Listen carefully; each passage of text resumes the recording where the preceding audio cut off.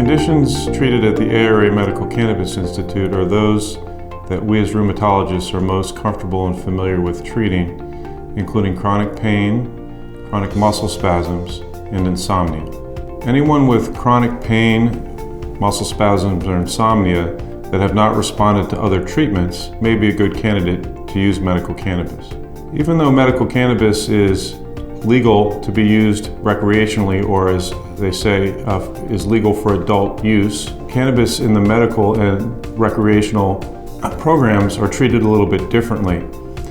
On the medical side of the program, cannabis is available tax-free, whereas recreationally it's taxed at the 9% rate. And additionally, there's a wider array of products available on the medical side with higher levels of potency than are available on the recreational side. There are often long lines to be seen and served at recreational dispensaries, whereas at medical dispensaries they have special hours and lines to serve medical patients.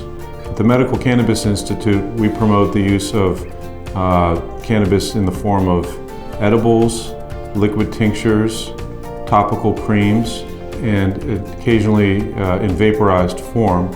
We generally discourage the smoking of cannabis flower due to the potential for harmful effects. Medical cannabis is generally safe if used under appropriate supervision and with necessary medical screening. There are certain instances where the intoxicating effects of medical cannabis can impair one's ability to function or concentrate or think, and there are certain medications that can sometimes be harmful if used with medical cannabis. For this reason, we promote use of medical cannabis medicinally through the Medical Cannabis Institute or similar programs where appropriate medical supervision and guidance can be provided. At the Medical Cannabis Institute, the visit with a physician or other provider is generally covered by insurance. Unfortunately, the cannabis itself is not covered by insurance, in large part because of its illegal status at the federal level, which means that insurers feel no obligation to cover it. However, the cost of an office visit, which covers the physician aspect of the certification, is covered by insurance when one visits the Medical Cannabis Institute. We've had numerous patient success stories at the Medical Cannabis Institute, including many patients who've been able to taper or discontinue the use of prescription pain medications or sleep aids once they start using medical cannabis. As with everything, results can vary, and there's no guarantee that this will be possible with every patient, but it certainly has been noted on numerous occasions. ARA launched the Medical Cannabis Institute because it was a service we were providing to patients of the practice, which we felt could also benefit patients in the wider community.